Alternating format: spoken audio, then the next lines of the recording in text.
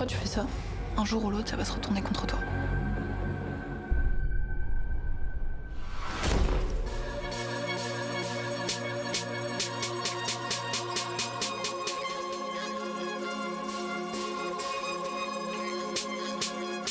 Tant qu'il nous reste, c'était un peu, voilà, c'était le gros starter même pour notre duo. En tout cas, c'est le premier film vraiment qu'on coécrivait. Donc ça s'est fait de manière très instinctive, par des goûts, des désirs en commun, etc. Donc je pense qu'on a vraiment aimé cette aventure. Le fait qu'il y ait l'ours d'or, du coup, ça nous a encouragés à continuer dans ce sens-là. On s'est mis très vite à essayer de penser quand même à Jessica, parce que c'est vrai que l'ours d'or te donnait la possibilité, on va dire, de penser plus vite à un long métrage. Mais on n'a jamais arrêté la pratique du court dans le sens où pour nous c'était important d'avoir ces moments-là beaucoup plus rapides dans la fabrication et beaucoup plus en prise avec le réel.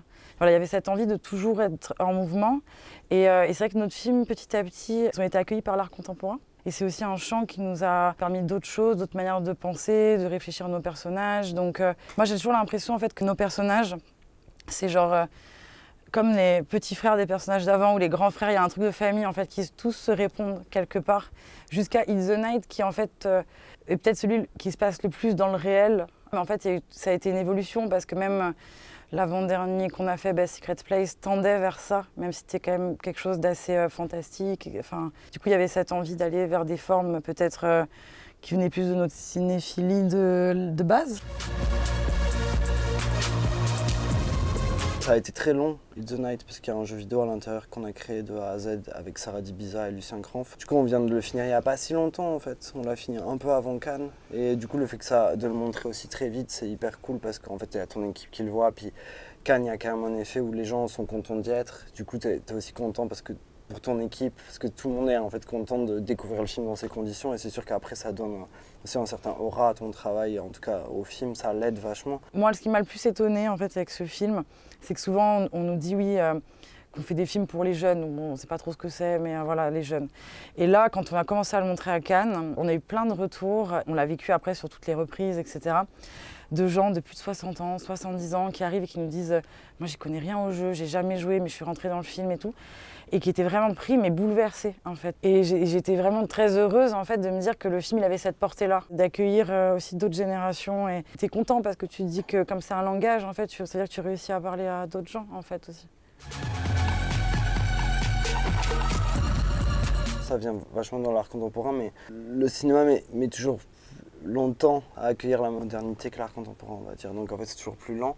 Mais moi, quand j'ai commencé le premier, c'était Notre amour est assez puissant. On venait de faire Les fusils à pompe qui, justement, étaient très référencés dans les jeux vidéo, mais avec des espaces réels. Et en fait, on s'était dit, voilà, on peut faire du cinéma ce qu'on veut, et du coup, essayons de mettre ce qu'on aime à l'intérieur. Et du coup, les jeux vidéo, moi, c'est un truc qui m'a vraiment marqué. Enfin, j'ai beaucoup joué, mais pas plus que ça. Je suis pas un hardcore gamer, mais j'ai grandi avec ça, on va dire. Et c'est aussi ma cinéphilie, elle s'est créée à l'intérieur des jeux vidéo. C'est-à-dire qu'en fait, il y avait un truc du temps. Jouer, pour moi, c'est aussi vachement un temps long. On était souvent avec des personnages de deux au centre de l'écran, des terres dans des espaces et tout. Et du coup, ce rapport-là, presque au temps, moi, je l'ai retrouvé après dans des films qui m'ont amené au cinéma, c'est-à-dire Elephant de Gus Van Sant, après des films comme Bellatar, Lisandro Alonso et tout. Donc en fait, j'avais un peu ce rapport-là que j'avais créé moi-même. Et après, ouais, ça s'est fait un peu naturellement. Et vu que Notre amour est puissant, moi, je me rappelle quand on l'avait fait. Hein. Enfin, toi, tu m'avais aidé avec tous les assets et tout, tous les trucs et tout. Les gens étaient grave contents de dire ah, on peut mettre les jeux dans un film et tout. Et ça, en fait, ça s'appelle Machimina, tout simplement. Le fait de réutiliser des images de jeux pour les détourner. Là, ce qui était avec It's the Night qui est différent, c'est que c'est pas un Machimina dans le sens où on a créé le jeu. Et c'était ça la grande différence technique et même artistique et temporelle aussi, parce que ça a pris un an. Voilà, on a beaucoup fait de films en utilisant le jeu vidéo. Et là, presque le boss de fin, c'était de dire on fait un jeu, on le met dans un film. Et du coup, on maîtrise tous les trucs, mais aussi avec l'ampleur et la quantité de travail que ça implique. Mais on s'est dit, pour ce film, c'est hyper important de maîtriser tous les aspects de ça et d'inviter en fait carrément la mise en scène de cinéma à l'intérieur d'un jeu, quoi.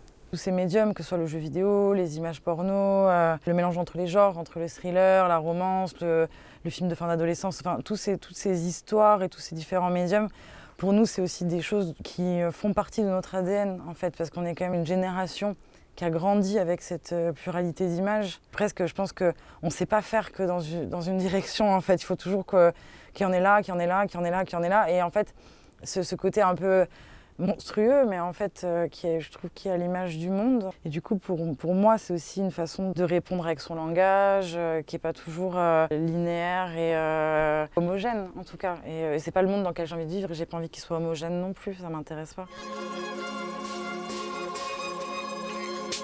Les fusils, en tout cas, ça racontait ça aussi dès le début. C'est toujours en fait, des personnages qui sortent plus ou moins de l'adolescence, enfin, qui doivent rentrer dans l'âge adulte. Et le conflit vient de là, de qu'est-ce que je vais choisir comme vie. Est-ce que je vais choisir de devoir travailler, d'aller dans un monde de produire, quoi, ou est-ce que je vais essayer d'écouter ce que moi j'ai envie de faire, et du coup c'est là où ça fait des conflits souvent. Donc je pense que c'est que des personnages qui se sentent seuls par rapport à ça, qui se sentent en marge, enfin ils sont marginalisés de fait, mais qui se sentent aussi en révolte. Du coup c'est un peu toujours une lutte entre ce que j'aimerais être et ce que je peux pouvoir être, et comment devenir et lutter pour trouver ma place, quoi. Donc c'est un peu à chaque fois ça qui réunit, je dirais, tous les personnages. Ils sont souvent seuls, mais je trouve que plus on avance dans notre cinéma, ils sont pas seuls de la même manière. Genre là où les fusils ils étaient résignés, fantomatiques, et même dans Jessica où on a l'impression qu'ils étaient déjà morts, etc. Maintenant ils ont beaucoup de lumière aussi, en fait. Donc en fait c'est pas la même façon d'être seul. J'ai l'impression que plus on vieillit, plus on a besoin d'avoir de l'optimisme et de croire en quelque chose, parce que peut-être que je pense qu'on ressemble aussi beaucoup à nos personnages. On a aussi un peu grandi avec eux, et que du coup il y avait quelque chose, ouais, peut-être de plus en plus éveillé même de notre part. Enfin, on a besoin de ça en tout cas, parce que sinon on tombe malade, en fait. Bébé colère, ça a été un film qui a été, on va dire, pensé et fabriqué pendant le Covid. Donc à un moment, je pense qu'on a été le plus seul au monde. Et je pense qu'en fait, Bébé, il est seul, mais en fait, de par l'utilisation d'un asset et d'un avatar un peu Pixar, qui est un peu le bébé, en fait, c'est un bébé qui appartient à tout le monde. En fait, c'est de reprendre comme une coquille vide hyper populaire, et derrière, tout le monde peut s'y mettre. Donc pour moi, il est seul et en même temps, il est tout. Enfin, il totalise vraiment tous les humains. Donc, enfin, voilà, il avait cette position très plurielle, en tout cas. Je pense que le bébé est arrivé parce qu'en fait on zonait sur des sites de 3D et on a vu le bébé, et après c'est bam, ah ouais, trop bien. En fait, du coup c'est assez instinctif. Ce film venait un peu d'un truc une évidence, et aussi un truc où on avait vachement attendu longtemps avant de faire des films, et je pense qu'il y avait tellement à dire que du coup c'est Bébé colère. Il est putain câble. Et après il y a eu Il faut regarder le feu brûler dedans, qui pour moi, le personnage d'Il faut regarder le feu, c'est Bébé colère 10 ans plus tard, quoi, en fait. Genre c'est vraiment ça, Bébé colère, ça finit, je sais pas ce que je dois faire, et après le personnage il décide de tout brûler, en fait, pour changer le monde. Et du coup il y a vraiment un truc d'évolution, et c'est vrai que même là, dans les projets qu'on a, on a encore d'autres projets de cours. C'est très proche, en tout cas, de cette forme-là, encore de la 3D, tout ça. Donc, c'est un peu, pour moi, c'est grande famille de films, en fait, où tous les personnages... Un jour, j'aimerais bien faire une photo avec tout le monde à côté. J'ai l'impression que c'est la grande famille. C'est un peu tabou dans le ciné et tout, mais ce qu'il y a aussi un truc où il faut travailler si on veut vivre que de ça. Et que du coup, nous, on a trouvé cet équilibre-là. On est obligé aussi de faire beaucoup de films pour vivre. Mais après, je suis content de les faire à chaque fois, mais c'est vrai qu'il y a aussi un truc où on est obligé d'enchaîner pas mal quand même. Mais après, là-dedans, on a trouvé aussi quand même, je trouve, un certain épanouissement. Et même d'une façon de parler plus vite, d'être plus en phase avec la société, avec ce que tu as besoin de dire. Parce que c'est vrai que là, on voit l'époque, elle va tellement à 2000 à l'heure. Enfin, je sais pas, on peut regarder entre 2018 et maintenant, j'ai l'impression qu'il s'est passé 10 vies, en fait. Donc ça te permet d'être plus en phase avec ça. Et aussi, ça nous permet, nous, de continuer à chercher, en fait. Ça nous permet de tester des choses. Et je sais pas, il y a des choses qu'on a testées sur Best Secret Place. Je sais qu'elles nous ont servi sur It's the Night. Donc il y a aussi ce truc-là, en fait. Je trouve que c'est aussi des laboratoires d'expérimentation. Tu peux rencontrer des nouveaux gens. Enfin voilà, tu as grandi ta famille de cinéma avec qui tu travailles à chaque fois. Donc je sais que It's the Night n'existerait pas si on n'avait pas fait tous ces cours avec tous ces gens de la 3D avant. Et ça serait pas viable. D'ailleurs, on n'aurait pas eu d'autres solutions. Enfin, je sais pas comment on n'aurait pas fait, je pense. On est 4, hein. C'est pour ça que ça s'appelle 4-4-4. Du coup, c'est Caroline, moi, Edouard Lalanne de Saint-Quentin, qui était producteur à la Fémis, ami à nous, et Fabien Dao, qui est aussi un réalisateur de films, qui était en son à la Fémis. Voilà, donc en fait, on est tous assez proches. Donc en fait, là, il y avait un peu un truc de se dire, voilà, sur des formes un peu plus hybrides et tout, de pouvoir le faire nous tout seuls, d'accueillir, de pouvoir payer les gens, donc de créer une structure pour ça.